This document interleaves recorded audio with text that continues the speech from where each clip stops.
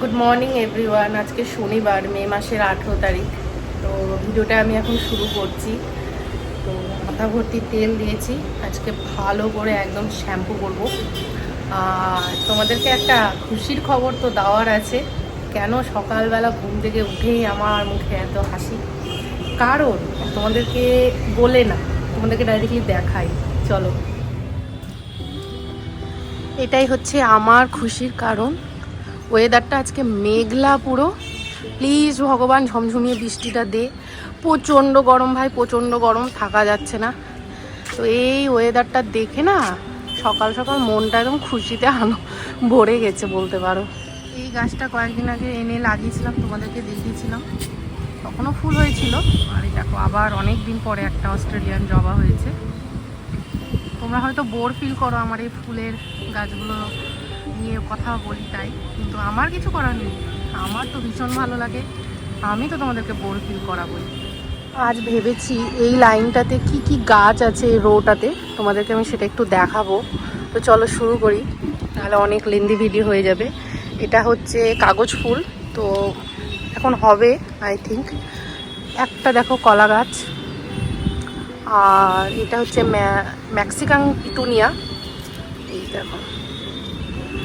আর এটা হচ্ছে খই ফুল, শিব ঠাকুরের মাথায় দেয়। এটা একটা টগর ফুলের গাছ, কুড়িয়ে এসেছে, আই থিঙ্ক ফুল হবে। এটাও একটা টগর ফুলের গাছ, এটাতে না তেমন একটা ফুল হতে চায় না। আর এটা কি বলো তো, টেবিল কামিনী। এটা ভালো কুড়িয়ে এসেছে, আই থিঙ্ক ফুল ফুটবে, যেদিন ফুটবে দেখাবো। আর এটা হচ্ছে অপরাজিতা ফুলে অনেকগুলো চারা উঠেছিল, আগেই দেখিয়েছিলাম, সেগুলো লাগিয়ে দিয়েছি। দেখো ফুল ফুটে এখন দুটো তিনটে করে। এটা তো দেখালামই অস্ট্রেলিয়ান জবা। আর একটা পিটুনিয়া বেঁচে গেছে শীতের, দেখো অবস্থা খারাপ আছে গাছটা, যে কদিন ফুল হয়। আর এটা ম্যান্ডিলা, আমার হাজব্যান্ড তো তাই নাম বলেছে, ও নিয়ে এসছে। আর এখানে একটা জবা ফুলের গাছ। আজকে এই রোটা দেখালাম, নেক্সট এদিকটা দেখাবো একদিন।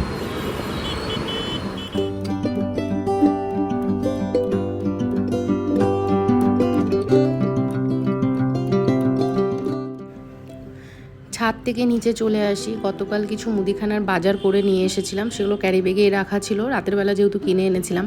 তো ভাবলাম যে না, এখন যেটা যেখানে থাকে ওখানে রেখে দিই, না তো পরে খুঁজে পাওয়া যাবে না। কারণ সবাই জানে কোথায় কি থাকে, তো এইভাবে ছড়িয়ে ছিটিয়ে থাকলে তো আর কেউ খুঁজে পাবে না।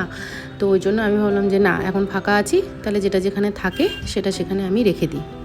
তো সেই কাজেই লেগে পড়েছি যথারীতি।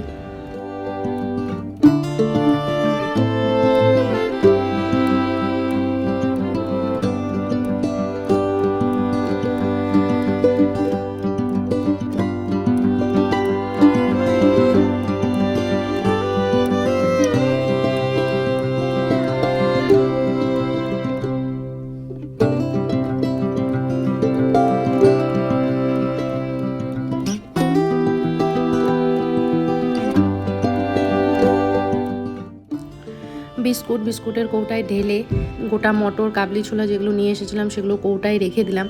আর যেগুলো মশলা ঢালার ছিল সেগুলোও ঢেলে দিলাম। আর আমি যে ট্রিক্সটা অ্যাপ্লাই করি, এই যে গোটা মটর কাবলি ছোলা এগুলো না আমি ফ্রিজে রাখি, কারণ এগুলো তো আর ডেলি ইউজ হয় না, এগুলো সপ্তাহে একদিন, 15 দিন একদিন খাওয়া হয়। তো ফ্রিজে থাকলে কি 2 মাস 3 মাস থেকে গেলেও কিন্তু কোনো প্রবলেম হয় না।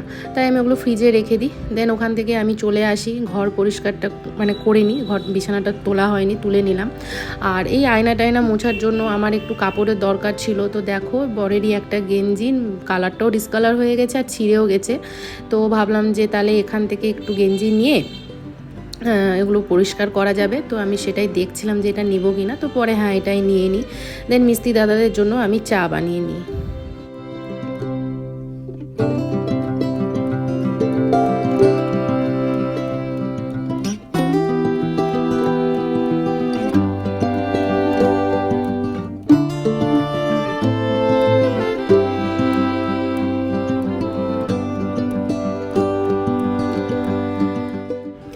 তাদেরকে চা আমি দিয়ে দিই, আর সেখান থেকে একটু চা নিজের জন্যও রেখে নিই। দেন একটু মুড়ি চানাচুর নিয়ে আমি বসে যাই ব্রেকফাস্টটা করতে। ব্রেকফাস্ট করার পরে আমি স্নান করে নিই। স্নান করে ভাবলাম যে ঠিক আছে তাহলে ঠাকুরটা দিয়ে দিই। তো এই যে এখন ছাদে চলে গেছি ফুল তোলার জন্য।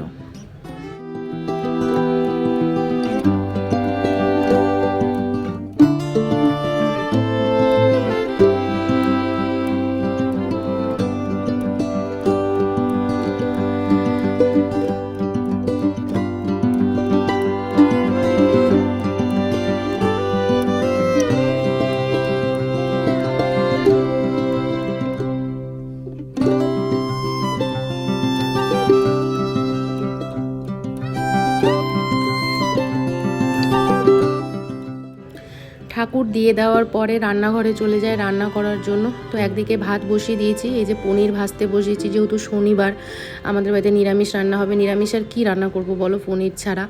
আর এই যে আলুও ভেজে রেখে দিয়েছি। পনিরের মশলা এখানে আদা, লঙ্কা, টমেটো পেস্ট আছে। তো পনিরটা আমি রান্না করে দিই, অ্যান্ড দেন আমি হচ্ছে ঢ্যাঁড়স ভাজতে বসিয়ে দিই একদিকে। আর আজকে তোমাদের সাথে কাঁঠাল ভাজার রেসিপি শেয়ার করব। তো এই দেখো কাঁঠালটা আমি লবণ, হলুদ, তেল দিয়ে সিদ্ধ করতে বসিয়ে দিয়েছি।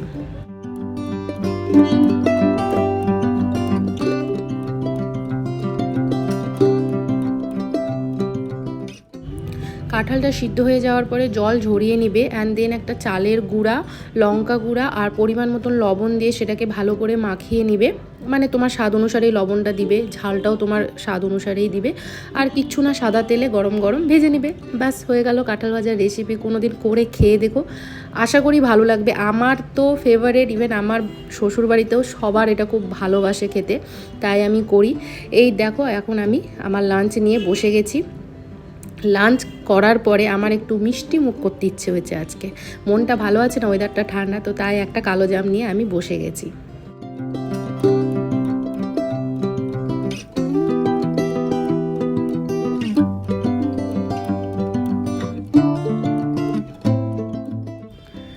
তারপরে সন্ধ্যাটা দিয়ে নিজের জন্য 1 কাপ চা বানিয়ে নিই। গরম গরম চা এনজয় করছিলাম, আর তোমাদেরকে দেখাই যে কি হয়েছে অ্যাকচুয়ালি।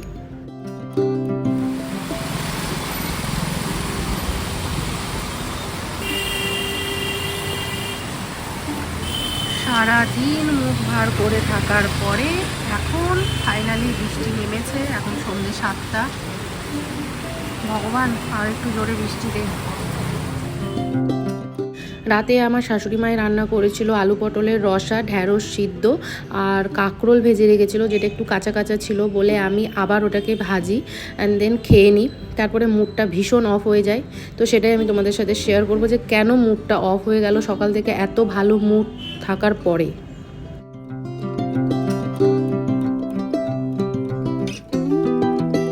খাওয়া হয়ে গেল, মানে ডিনারটা কমপ্লিট করে নিলাম, এখন ঘুমাতে যাব। তো জানো আমাদের বাড়ির সামনে এমন একটা অ্যাক্সিডেন্ট দেখলাম আজকে যে মাথাটা আমার এখনও ঘুরছে। তো ব্যাপারটা কি হয়েছে, টোটোতে করে ওরা দুজন যাচ্ছিল, মানে একজন টোটো চালাচ্ছিল আর যারা অ্যাক্সিডেন্ট হয়েছে সে টোটোতেই বসেছিল। বুঝতেই পারছো, ড্রিঙ্ক করেছিল, পড়ে গেছে টোটো থেকে। তো দিয়ে মাথাটা ফেটে যায়, সেন্স হারিয়ে যায়। দেন একটু পরেই সেন্স চলে আসে, রক্তটাও বন্ধ হয়ে গেছে। তো ওকে হসপিটালে নিয়ে গেছে। তো হোপ যে ভালো আছে এখন, কারণ এখানেই স্টেবল অনেকটা হয়ে গেছিলো সে। তো ওখানে হসপিটালে গিয়ে ট্রিটমেন্ট পেয়ে তো আই থিঙ্ক বেটার কন্ডিশনে আছে। তো এই হচ্ছে ব্যাপার, কখন কি হয়ে যায় দেখো। টোটোতে বসে থেকে সে পড়ে গিয়ে তার অ্যাক্সিডেন্ট হয়ে গেল, মানে কি বলা যাবে বলো। তো যাই হোক, আজকের ভিডিওটা আমি এখানেই শেষ করছি। সবাইকে গুড নাইট, সবাই ভালো থেকো, সুস্থ থেকো, নিজের একটু খেয়াল রেখো। এগুলো যখন দেখি না মনটা প্রচণ্ড খারাপ হয়ে যায়। তো চলো টাটা বাই বাই, সবাই ভালো থেকো, আর সব থেকে বড় কথা সুস্থ থেকো, সেফ থেকো। Tata bye bye.